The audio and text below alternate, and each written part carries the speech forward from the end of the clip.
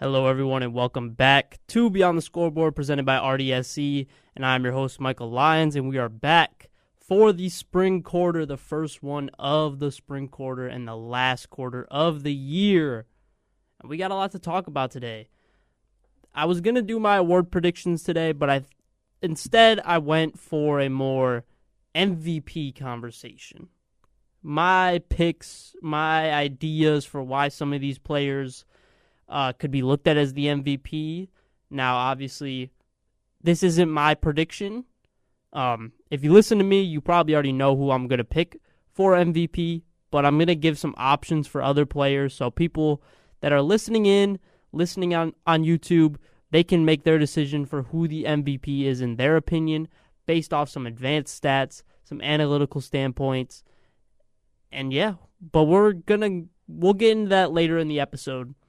First off, I do want to talk about the Jaden Ivey situation. Now, I know it is kind of a touchy subject, so I'm going to try to be as careful with what I say because what he is going through, what happened to him, is something that a lot of people have harsh opinions on, and I don't want that to be, in my opinion, or my take on what happened, to be a mindset or an idea for somebody that thinks about me as a person or RDSC as a whole. So I am going to try my very best to be, from a non-biased standpoint.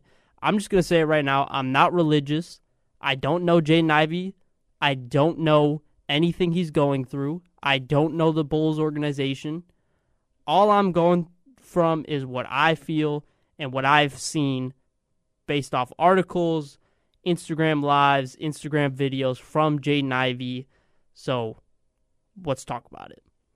Jaden Ivey was waived by the Chicago Bulls just a couple months after he was traded from Detroit to Chicago after some anti-LGBTQ comments that he made on his Instagram.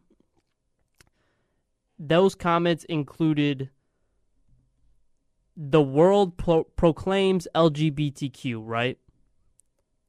They proclaim Pride Month, and the NBA does too. They show it to the world. They say, come join us for Pride Month to celebrate unrighteousness. They claim it on the billboards. They proclaim it on the streets, unrighteousness. Now, Jaden Ivey can have his own opinion. And nobody's saying that he can't have his own opinion. If he is a religious person, which he has, and he's been in his whole career, then it's okay to have your own opinion. It's okay to voice your own opinion. But at the end of the day, one of the things that I think Jaden Ivey kind of lost, and we're going to talk about this a little bit, there's something, I think, mentally wrong with Jaden Ivey. This isn't his first rodeo. This isn't the first time that he's played NBA basketball during gay pride months or LGBTQ plus pride months. This isn't his first time. This isn't his first time witnessing a team or the organization or the league as a whole care about LGBTQ rights, pride, bringing them out to celebrate them. They're people. At the end of the day, the NBA is for everybody, and the U.S. should be for everybody. So we have to allow for people of all races, religions, sexual orientations, anything, to be a part of the NBA, and the U.S. as a whole. Now, I'm not going to fully say that what Jaden Ivey's thoughts are incorrect or correct. That's not my right. That's not my place to say what he said is wrong or right. In my opinion, I wouldn't have said what he said. I don't believe what he said. But I'm not going to say that he's wrong. I'm not going to say that he is right. He stated his opinion, and in this opinion, I don't really know if it is his opinion, because as of recent, if you've been keeping up with this whole Jaden Ivey situation, this has been happening for a long time. February 19th, after he received his first ever healthy scratch in his career from the Chicago Bulls, he went out and said that this quote, "I'm not the J.I. I used to be. The old J.I. is dead. I'm alive in Christ no matter what the basketball setting is." Okay. In that moment, it just felt like that's how Jaden Ivey felt. But now that everything is kind of unraveled over the last month, even really the last 2 weeks of him going on his Instagram lives, posting Instagram videos of him just in kind of a manic episode, it felt like. It doesn't feel like Jaden Ivey is being Jaden Ivey. This is nothing that I have ever seen him do in his career. And I've been following Jaden Ivey since he came out of college. I've been a fan of Jaden Ivey's game since coming out of college. This has never happened in his career. This is never something that he has gone so public about and been so just open to everything. And I know he has stated in the past of some of the horrific things that he's gone through in his life, and I'm not going to state them on here because I don't think that's my place to say it. If you want to know what happened to Jaden Ivey in his life prior to the NBA, go do some research yourself. He's also came out and said that he's gone through depression. As of recently, he has not been the greatest father or husband.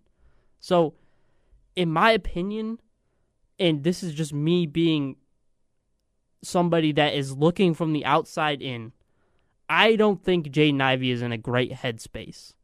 And I don't think that him being cut by the Chicago Bulls is 100% based off the comments he made about LGBTQ+. I don't think that's the case. That's what it's labeled as, and I wish it wasn't labeled as that because I don't really think that's how the Chicago Bulls wanted to go about it. I think the Chicago Bulls, if you didn't know, Jaden Ivey was shut down for a while to rehab for a knee injury.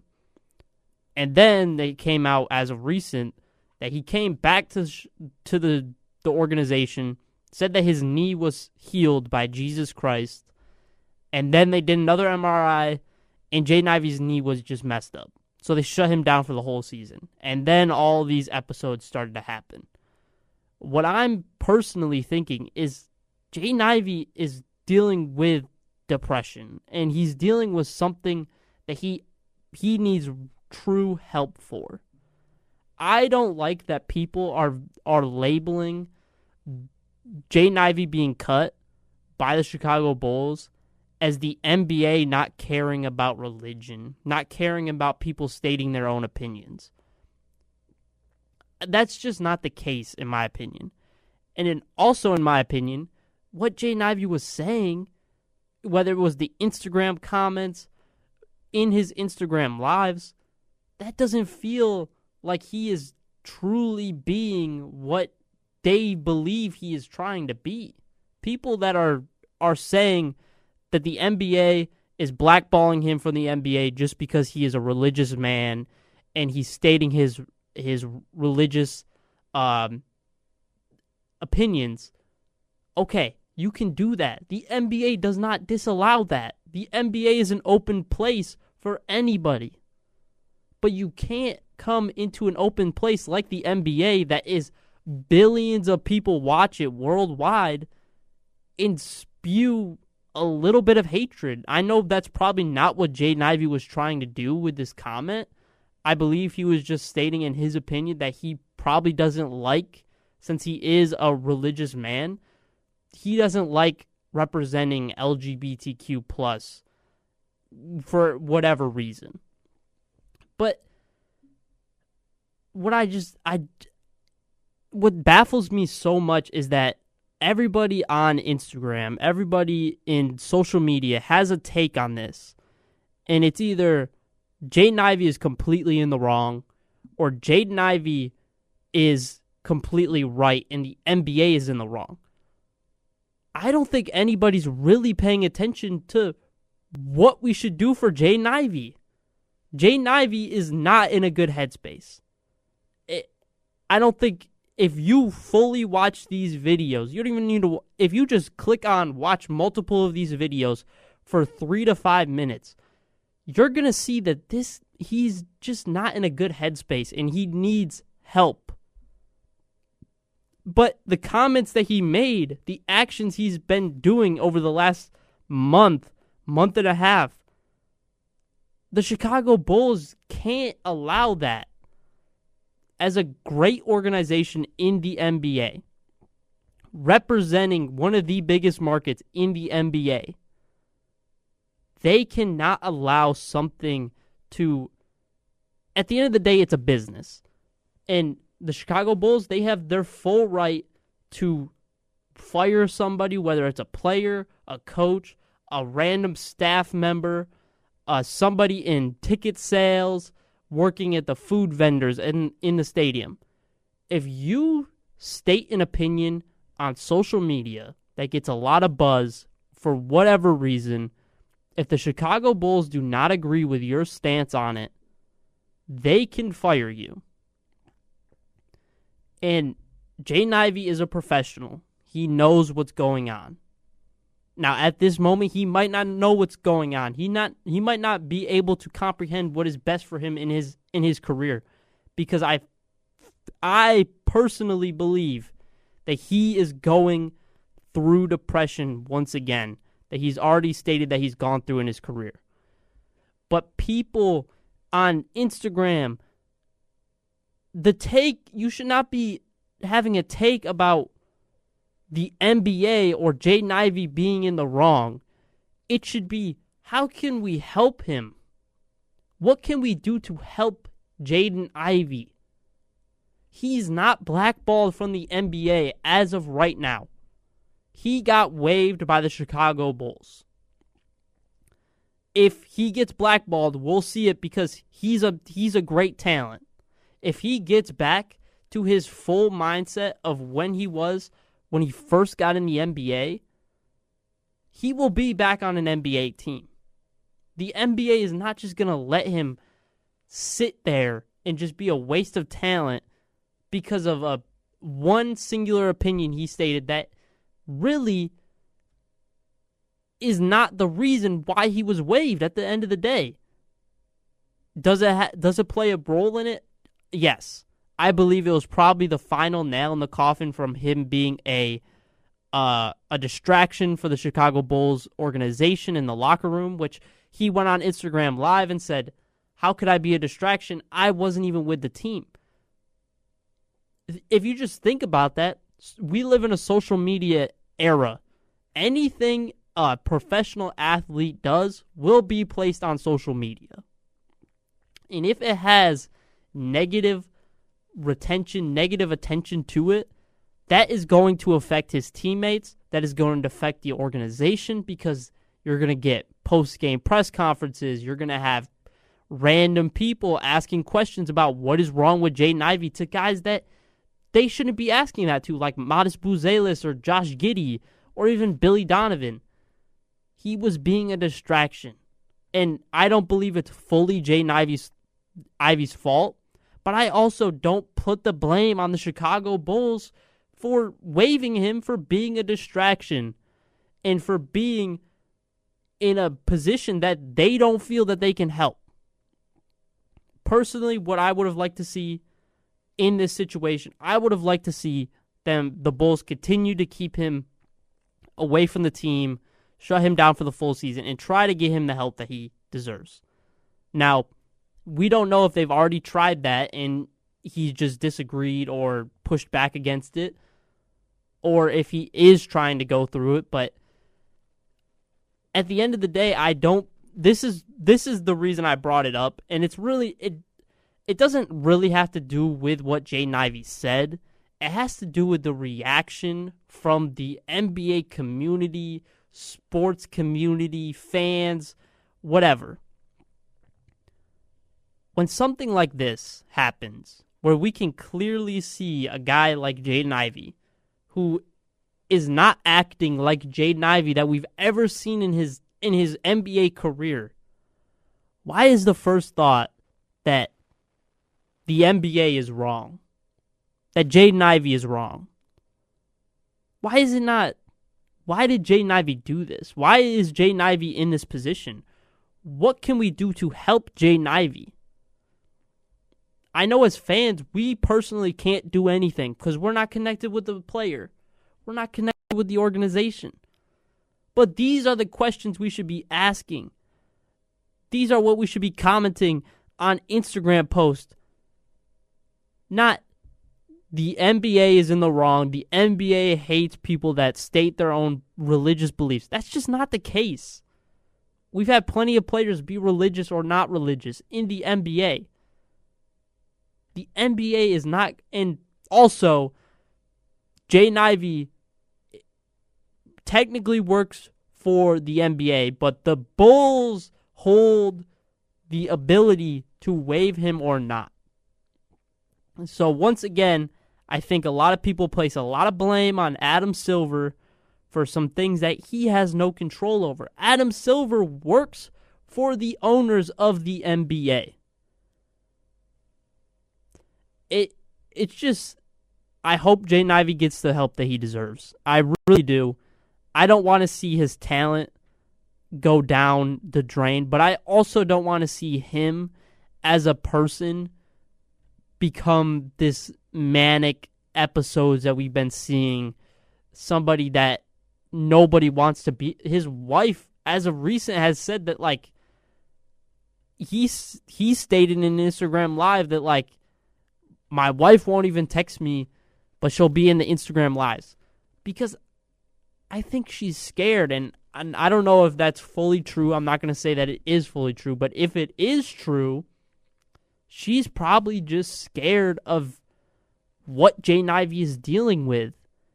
And I don't want to state the things that Jaden Ivey has said that he's done, or what he's gone through. I think that is something that isn't, in my opinion, something that I should state on live air. I think that's something that you should do your own research to understand the things that Jaden Ivey has done recently to his family, and he's been through in his life from his family. So all I'm asking for before we take a quick commercial break is, as fans of the NBA, as fans of a particular organization, can we change our first reaction from the NBA is in the wrong,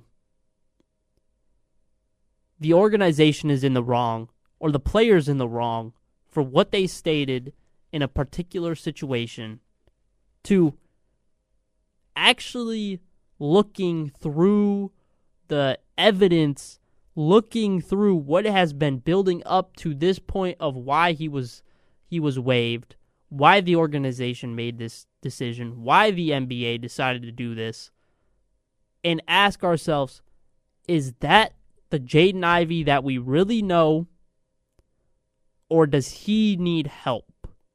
And if he needs help, we should be asking, what can we do to help Jaden Ivey? What can we do to get the NBA the help for Jaden Ivey? Mental health is a serious issue. People do deal with it a lot, and I believe athletes deal with it a lot more than people really want to believe or people really think they are dealing with. And the fact that they are professional athletes, they have so many people that look up to them, and when they have situations where they are not feeling their best, they are not in the right headspace, that's even more pressure, because you got millions of fans watching you, millions of fans wanting you to be great, but you can't be great in that particular moment.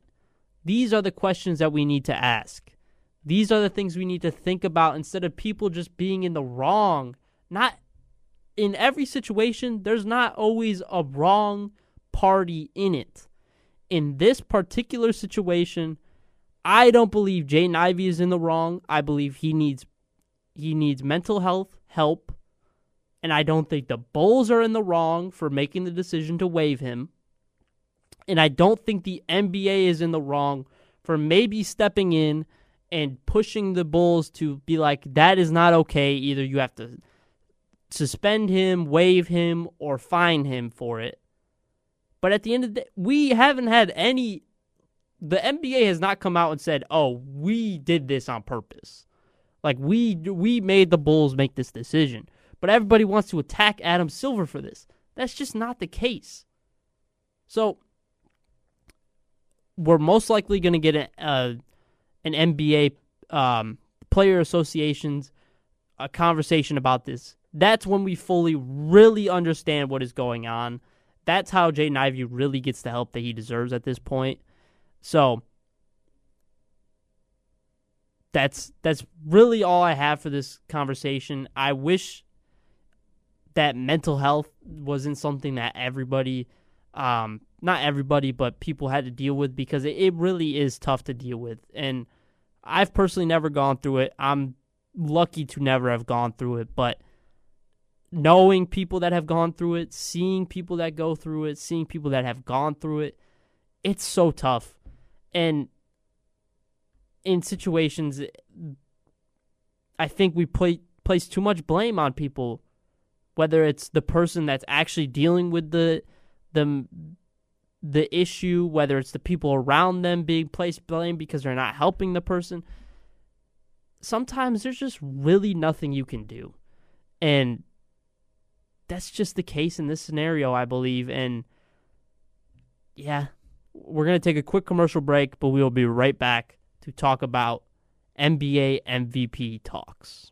Hello, everyone, and welcome back to Beyond the Scoreboard, presented by RDSC. And like I said before we went to commercial break and at the start of the episode, today we're going to be talking about some MVP conversations that have been going on. Personally, I've been hearing a lot of talks regarding the MVP conversation, whether it's Victor Wembanyama, whether it's Nikola Jokic, whether it's Shai Gilgeous-Alexander, or Luka Doncic. There's been a lot of conversation, and I just want to kind of go over each of the players. Now, I'm going to start this off with saying that, personally, I understand why people like the idea of guys like Victor Wembanyama kind of stating their case for why they should be the MVP. Luka Doncic kind of saying the same thing, having coaches and himself stepping out there and stating why they believe they should be MVP. In some scenarios, I like it. In some scenarios, I personally just don't like it. For the MVP, for the major awards, I really think that you should let your game do the talking. And that's just a personal thing. I know a lot of people like kind of like the political kind of campaigning for getting the MVP. But personally, as somebody that has seen people do that, has seen people not do that, there's always going to be a negative for both. If you state your case, you campaign to get MVP, you actually win the MVP, somebody's going to be like, oh, well, you didn't actually really deserve it. You were just the most vocal about wanting the award, so that's why you were given the award. Or in like a player like Shai or Nikola Jokic's case, where they don't like to state their opinion, they don't like to state their case, they let their game do the talking. Some people are going to be like, well, if you just fought a little bit harder, campaigned a little bit harder, you probably could have won the MVP.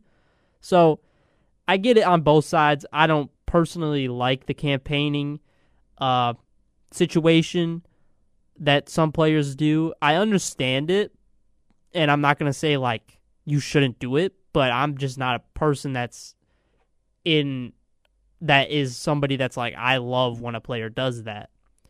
But right now, Shai, Wemby, Luka, Nikola Jokic are really the MVP contenders this year. And this conversation really stems from a DM I got from a friend talking about after Victor Wembanyama kind of campaigned his case for being the MVP.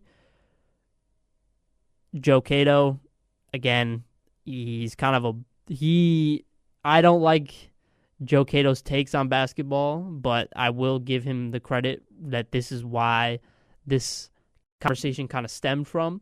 He showed me the MVP ladder that the NBA.com puts out every week or whatever. And after Wemby campaigned it, I can't remember if he was first. I believe he was first, and then it was Shea, and then it was Nikola Jokic. And the DM underneath it was, can't believe Luka Doncic has voters fatigue while never winning the MVP. Now, we're just going to leave that as that. If you're a true NBA fan, voters fatigue does not happen unless you have won the award already. So that's just not the case. And we're also not going to talk about what Joe Cato said in that conversation, because you might think that Joe Cato is one of the most prone to propaganda that you will ever see. I'll just say this. He thought that that Luka Doncic was a top 3 isolation defender because of an Instagram post that he saw. That's all I'm going to say. But moving on to the MVP talks. Starting off with Shea, who I'm not going to state my MVP winner, but I will say my MVP frontrunner right now. He's already hit the game requirement limit, so he can miss the rest of the games for the rest of the year and still win MVP. He has still yet to score under 20 points in a game all season long. The most consistent scorer in the NBA right now. He's got 8 40-point games, 1 50-point game. His value over replacement player is 7.5. His box plus minus is 11.9. His win shares are 14.9. He has the highest offensive win shares in the NBA. His player efficiency rating, 31.1. The average is 15. His per 36 numbers, 33.9 points, 4.7 rebounds, 7 assists, 2.5 turnovers, an effective field goal percentage of 59.6%. My case for Shea is he's consistently the best of the best on the best. That's my case for why Shai Gilgeous-Alexander is the MVP. If I was campaigning for him, I'd bring up these stats. And I would state, these are all the things he's doing. He's on the top seed in the Western Conference. They haven't missed a beat all season long, with Jalen Williams missing time, with Ihart missing time, with Lou Dort not being as Lou Dort that we saw last year. Chet's been healthy all season long, which is good for them. But again, that's my campaign for Shea. My campaign for Wemby. I mean, he's the best defender in the NBA. That's what he said about himself. He's the best defender in the NBA. Defense is 50% of the game. He has the biggest impact on the court out of all the players in the NBA just because of his height, his size, his skill set, everything he could do on the basketball court, from the defensive side of the ball to the offensive side of the ball. Wemby's one is definitely somebody to always watch out. His value over replacement player is 5.5. His box plus minus is 10.2. His win shares are 9.3. He has the highest defensive win shares in the NBA, like you might expect. His player efficiency rating is 29.3. His per 36 numbers, 30.5 points, 14 rebounds, 3.8 blocks, 3 turnovers, an effective field goal percentage of 56.6%. Very similar to Shea. Doesn't have the same kind of offensive game as Shai Gilgeous-Alexander, so obviously the offensive numbers are going to be a little bit smaller. But the defensive numbers are skyrocket when you're talking about Victor Wembanyama compared to anybody in the NBA. So that's Victor Wembanyama's case. He can only miss one more game for the rest of the year, though. He did miss the game last night due to injury.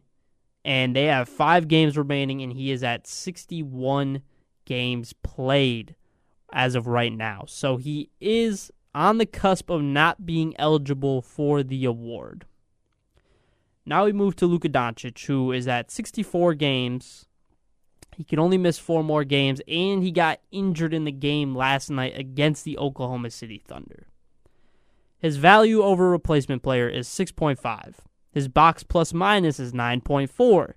His win shares are 9.8. He has the highest usage percentage in the NBA. His player efficiency rating is 28.2.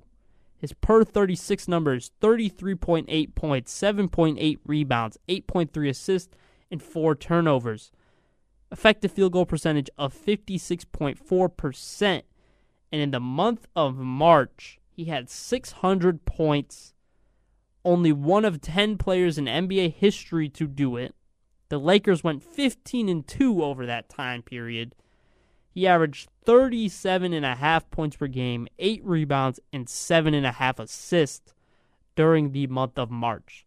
So the argument for Luka Doncic is he is heating up at the right time. He's leading this Lakers team to, I believe they're the 3rd seed in the Western Conference right now. So let me double check. Yep, they're number 3. All 4 of the MVP, all 4 of them are the top 4 seeds in the Western Conference in descending order. Shea is number 1, Victor Wembanyama is number 2, Luka Doncic is number 3, and the Denver Nuggets and Nikola Jokic are number 4. That's Luka's campaign. Nikola Jokic's campaign. Averaging a triple-double. Second player to average a triple-double in 2+ seasons. His value over replacement player is 8.6, highest in the NBA. His box plus minus is 14.1, the highest in the NBA. His win shares 13.9. His player efficiency rating 32.2, highest in the NBA for the 6th straight year. His per 36 numbers are 28.5 points per game, 13.4 rebounds, 11.2 assists, with 4 turnovers, an effective field goal percentage of 62.4%. That's Nikola Jokic's campaign. So, if you do listen to this, I want to hear your opinions on these guys and what makes each of them a little bit more contrasting from the other one. But the campaign for each of them is Shea is consistently the best. On the best. Victor Wembanyama is the best defender in the world while being a continuously growing offensive player. Luka Doncic is at the hottest point in his career at the best point in time in the season. And Nikola Jokic is Nikola Jokic, is pretty much really the only thing that you can state about him because, man, is he having a monster year that I think people are kind of looking over a little bit. And in March, the March stats for all these guys, Shea, 30.7 points per game, 4.1 rebounds per game, 6.6 assists per game. The Thunder went 13-1 in the month of March. Victor Wembanyama, 26.9 points per game, 12 rebounds per game, 13.7 blocks. That would be crazy. 3.7 blocks per game, 14-1 in the month of March. We already went over Luka Doncic's March stats. But Nikola Jokic, 25.7 points per game, 13.6 rebounds per game, 11.6 assists per game, 12-4 in the month of March. So, all these guys have a case for being MVP. I'm not going to disagree with anybody on that. I wish that Jaylen Brown got a little bit more love, but I just don't think he's going to be... if all these guys meet the requirements, I don't think he beats out any of these players. Same for Cade Cunningham. I really wish he didn't get injured and was eligible for this. I believe he's really close to it. Let me just check what Cade Cunningham's at. I don't believe he's going to make the requirement, though. He's at 61 games played, so I believe he could probably only miss like 4 or 5 more games. They're at 77 games played, so he can only miss one more game for the rest of the year. Same with Victor Wembanyama, and same with Nikola Jokic. So it does lead to the conversation about the 65-game rule. If I was to tier rank these players off of just what I see in front of me, now this is not my pick as of right now. That will be coming out next week. The award picks will be coming out next week for all the MVP awards. For MVP, Defensive Player of the Year, Sixth Man, Most Improved, all the awards, plus some of the play-in predictions as well. Those will be coming next week as the season comes to an end very shortly, and we will be in playoff basketball very soon. But if I had to tier rank them, I'm probably placing Luka Doncic at the very bottom.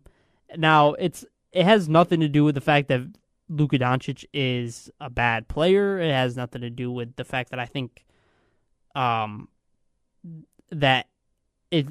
personally don't believe Luka Doncic is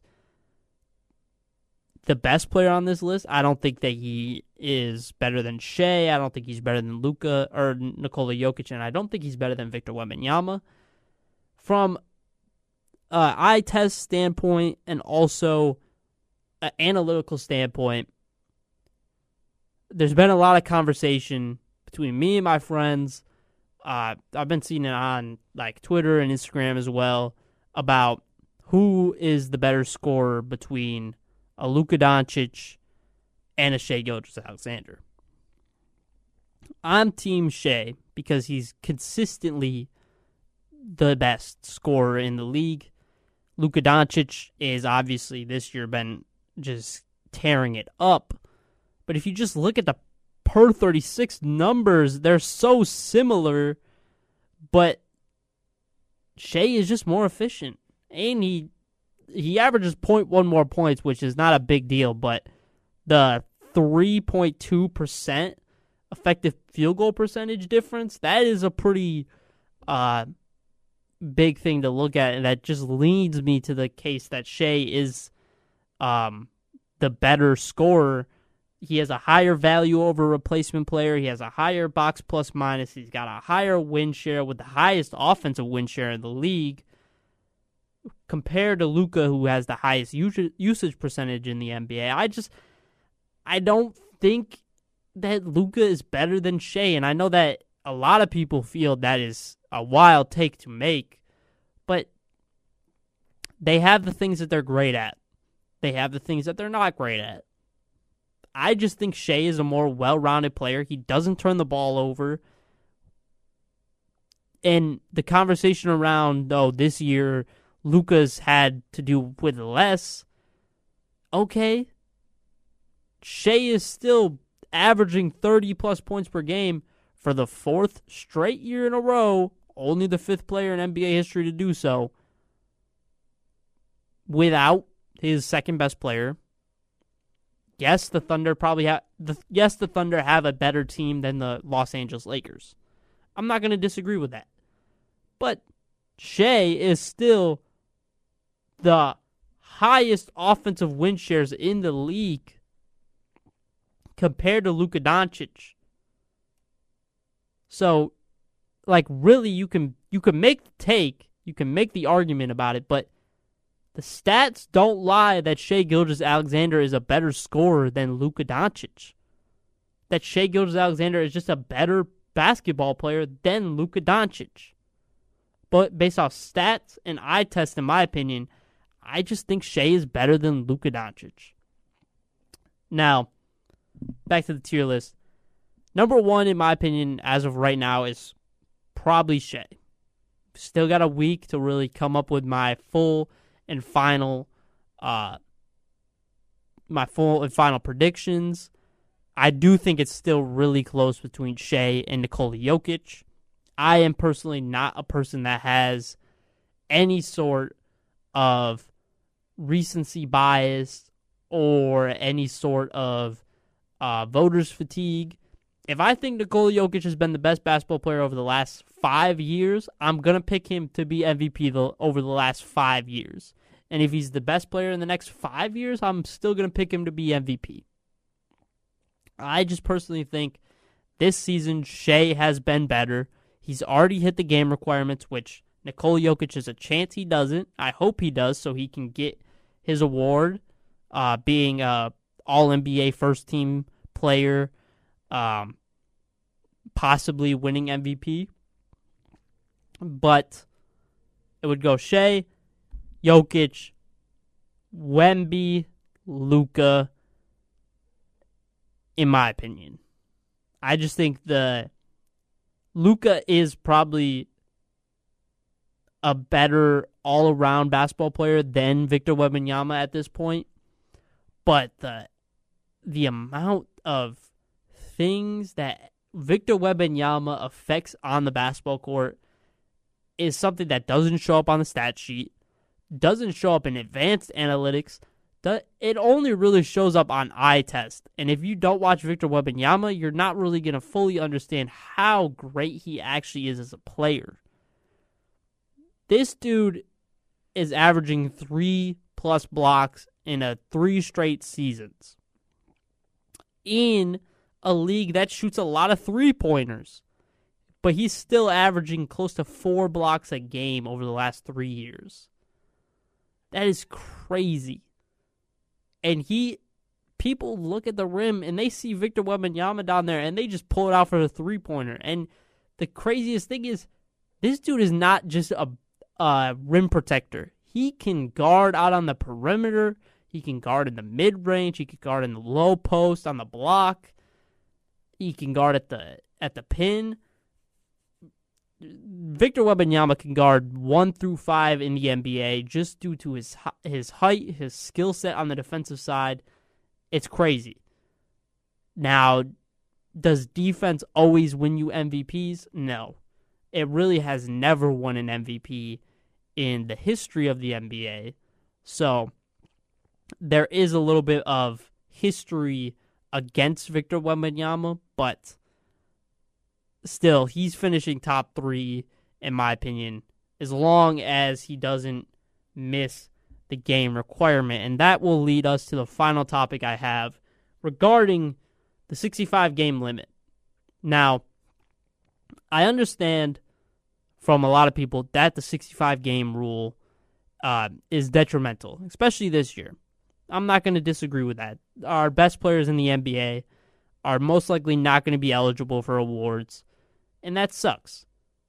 But also, when this rule was first implemented in the NBA, everybody was so on side with the NBA for creating this rule. Everybody was jumping up with joy because it saw that we're going to get players playing at least 65 games. Nobody was like, oh, well, there's maybe a chance that like somebody gets injured and maybe they miss it by a game or two. No, everybody was just like, we want to see our stars on the court. We don't want to see resting at the end of the season because we've already locked up our play-in spot. So over the last week, this is what everybody wants to see.